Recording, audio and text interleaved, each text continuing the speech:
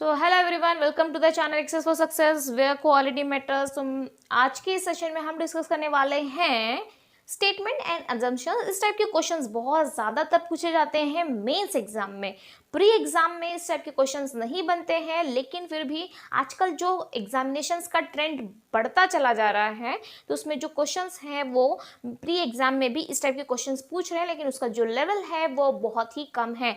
तो इस टाइप के क्वेश्चंस बहुत ही ईजी होते हैं करने के लिए, लेकिन इसमें एक प्रॉब्लम ये है कि इसके अंदर आपको पता नहीं चलेगा कि आपका जो ये जो क्वेश्चंस आपने किया है क्या वो राइट है या रॉन्ग है। जैसे हम पजल्स में करते हैं तो पजल्स में अगर आपके जितने भी कंडीशंस हैं अगर वो फुलफिल हो जाते हैं तो आपको पता चल जाता है कि हमारा जो पजल बना है वो राइट बना है।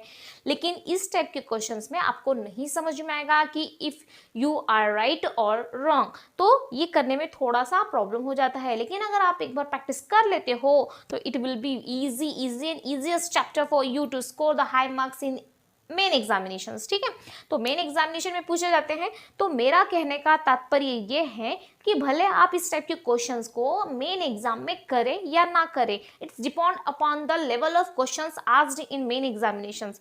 कि अगर हार्ड किया मतलब हार्ड अगर लेवल आ गया, डिफिकल्ट लेवल आ गया तो आप नहीं कर पाएंगे, लेकिन अगर इजी आ गया तो आप कर पाएंगे ना। तो take a positive side of the anything, क्योंकि अगर इस टाइप का अगर आपको इसके बारे में ज़रा भी नॉलेज नहीं है तो मेन एग्जाम में अगर इस टाइप के क्वेश्चन कभी कभी अगर इजी आ गए तो आप क्या करेंगे, छोड़ के आ जाएंगे? नहीं।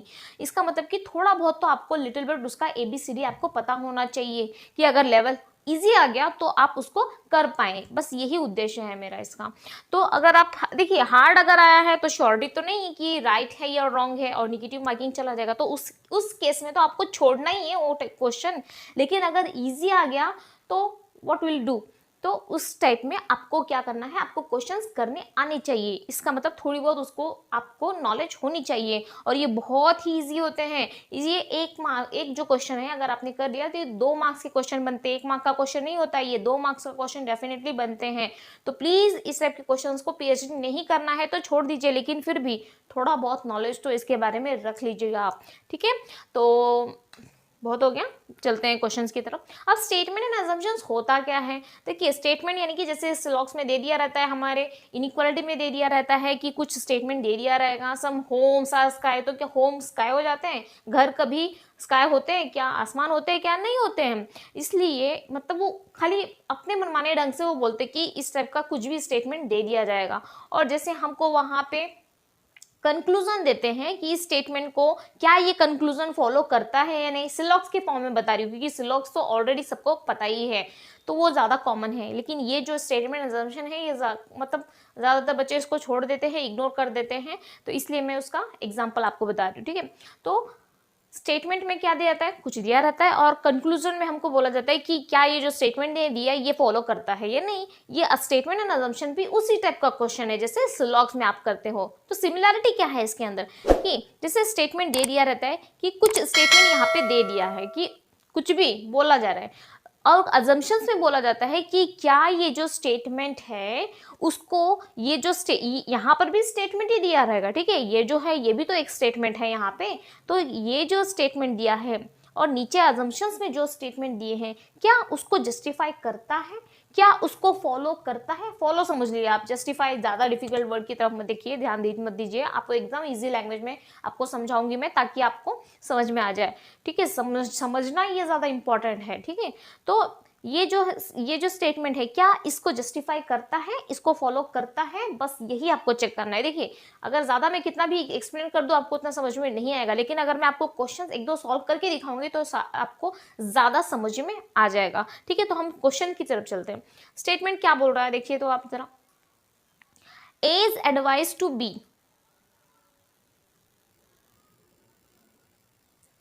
ठीक है, तो ए क्या कर रहा है, एडवाइस दे रहा है बी को।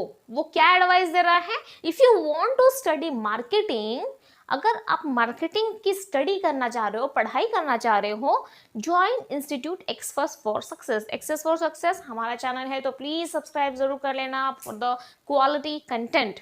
ओके, तो ए बी को क्या बता रहा है कि अगर आपको स्टडी करनी है, मार्केटिंग की पढ़ाई करनी है, तो आपको क्या ज्वाइन करना चाहिए, कौन सा इंस्टीट्यूट, एक्सेस फॉर सक्सेस। ठीक है, अब ये स्टेटमेंट हो गया। अब हम देखते हैं अजम्पशंस में पूछा क्या गया है। स्टेटमेंट तो हमने पढ़ लिया, अब अजम्पशंस में क्या पूछा है। B listen as advice, B बोल रहा है कि A B listen as advice, B A की सलाह सुनेगा, मानेगा।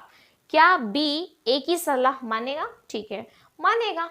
क्यों मानेगा? क्योंकि यहाँ पे कुछ निगेटिव दिया है आपको कि वो नहीं सुन रहा है कुछ भी। देखिए इस टाइप के क्वेश्चंस में आपको निगेटिव साइड पे ज्यादा ध्यान नहीं देना है। अगर वहां पे जब तक मेंशन ना किया हो, अगर कोई भी स्टेटमेंट है तो उसको हमेशा पॉजिटिवली आपको देखना है, निगेटिव की तरफ ध्यान नहीं देना है। तो इसके अंदर निगेटिव तो कुछ नहीं बोला कि वो उसकी बात सुन रहा है या नहीं सुन रहा है। अभी वो उसकी बात सुन रहा है, पहले उसने सुना होगा, इसीलिए तो अब उसको वो सलाह दे रहा है। अगर बहुत चार मतलब कभी कभी आपने किसी को सलाह दिया और सुनता ही नहीं है, तो क्या आप उसको कभी एडवाइस देंगे? नहीं देंगे। इसने इसकी बात सुनी होगी कभी ना कभी, इसीलिए तो इस बार भी वो उसको सलाह दे रहा है। तो ये पॉजिटिव साइड आपको लेना है, इसका मतलब कि ये हमारा फॉलो करता है। अब स्टेटमेंट में क्या आ जाता है, एक नया वर्ड इम्प्लिसिट बोलते हैं कि only, conclusion first implicit, only second implicit, both implicit, neither one and second implicit. इस टाइप का इम्प्लिसिट यानी कि आपको फॉलो करके, फॉलो इस बात को आप समझ लें, मतलब इम्प्लिसिट इन द सेंस कि फॉलो करता है या नहीं। ठीक है, उसका मतलब अलग होता है, लेकिन एकदम इजीएस्ट वे में आपको समझाने की कोशिश करूँ। ठीक है, अब ये तो हमारा इम्प्लिसिट हो गया, यानी कि उसको फॉलो करता है। अभी सेकंड क्या स्टेटमेंट हमारा अजम्पशन है कि institute Access for Success provides good marketing education, कि एक्सेस फॉर सक्सेस जो है वो अच्छा मार्केटिंग एजुकेशन प्रोवाइड करता है। तो इसमें तो बोला नहीं गया है कि वो अच्छा है या बुरा है, खाली उन्होंने बोला है कि आपको एक्सेस फॉर सक्सेस ये जो इंस्टीट्यूट है इसको ज्वाइन करना है। ठीक है ना, जब ये अच्छा मार्केटिंग प्रोवाइड करता होगा एजुकेशन, इसीलिए तो इन्होंने एडवाइस दिया होगा ना। अगर मैं किसी को सजेस्ट कर रही हूँ कि आप एक्सेस फॉर सक्सेस पे आप स्टडी कीजिए, पढ़ाई कीजिएगा, तो वो अच्छा देता होगा, क्वालिटी कंटेंट होगी, इसीलिए तो वो बोल रहे होंगे ना कि आप वहाँ पे जाके पढ़ो। अगर नहीं देता है तो कोई क्यों आपको सजेस्ट करेगा? भाई नहीं करेगा। इसलिए यहाँ पे पॉजिटिवली कुछ ऐसा नहीं लिखा है, ना निगेटिव लिखा है, और इसके बारे में पॉजिटिव बोल रहा है, तो इसके हिसाब से ये इसको जस्टिफाई कर रहा है। इसलिए ये हमारा स्टेटमेंट क्या है, इम्प्लिसिट है। हमारे दोनों भी जो स्टेटमेंट है वो इम्प्लिसिट है। आई होप आपको अच्छे से समझ में आ गया होगा। Then press the bell icon, subscribe channel. ठीक है, स्टेटमेंट सेकंड। ठीक है, तो love marriages mostly and in divorce. Okay, love marriages क्या होते हैं, ज्यादातर लव मैरिज के केसेस में ज्यादातर डाइवोर्स होते हैं, ये उनका कहना है। ये हमारा स्टेटमेंट है कि लव मैरिज ज्यादातर कहाँ खत्म होते हैं, डाइवोर्स पे खत्म होते हैं। उसके बाद जो एजम्पशंस है वो क्या बोल रहा है कि there are cases of divorce. ठीक है, अब बोला जा रहा है कि वहाँ पे केसेस ऑफ डाइवोर्स होंगे। डेफिनेटली वहाँ पे डाइवोर्स के केसेस उनकी सोसाइटी में, उनके कंट्री में, उनके सिटी में वहाँ पर हुए होंगे, उन्होंने देखा होगा, इसीलिए तो ये स्टेटमेंट बोला जा रहा है कि ज्यादातर डाइवोर्स होते हैं। सही बात है।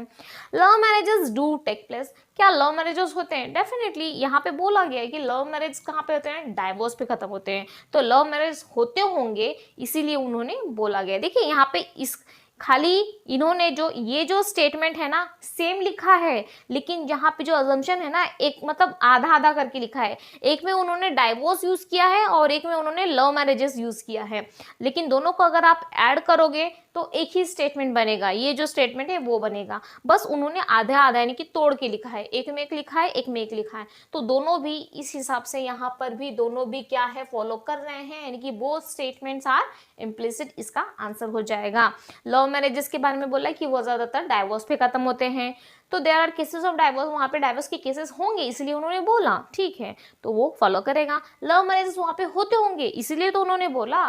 एक हमारी जो समझ होती है वो कैसे डेवलप होती है कि हाँ हाँ ऐसा होता है, ऐसा होता है, हमने कहीं तो सुना होगा, कहीं तो देखा होगा, वो चर्चे में रहा होगा, वो कोई भी सब्जेक्ट हो, इसीलिए तो वो एक हमारा स्टेटमेंट बन जाता है। तो लव मैरिजेस आपको आई गेस आपको अच्छे से समझ में आ गया होगा। तो प्लीज़ अगर अच्छे से समझ में आ गया है तो लाइक शेयर सब्सक्राइब कीजिएगा। इस टाइप के जो मेंस लेवल के क्वेश्चंस है बट इजी टू स्कोर, तो हम उस टाइप के क्वेश्चंस लेके आएंगे। तो देखते हैं इस वीडियो पे कितना व्यूज़ आता है। अगर अच्छा लगा, मुझे लगा कि कैंडिडेट्स को अच्छा लग रहा है इस टाइप के क्वेश्चन, तो प्लीज़ मैं इस टाइप की सीरीज़ आगे लेके आऊँगी। तो अच्छा लगे तो प्लीज़ शेयर कीजिएगा अपने रिलेटिव्स को, अपने फ्रेंड्स को, जो भी प्रिपेयर कर रहे हैं किसी भी कॉम्पिटिटिव एग्जामिनेशंस के लिए। सो थैंक्स फॉर वॉचिंग, मिलते हैं अगले वीडियो में। Till then take care, bye bye, God bless you all, tata, bye bye, जय हिंद, जय भारत।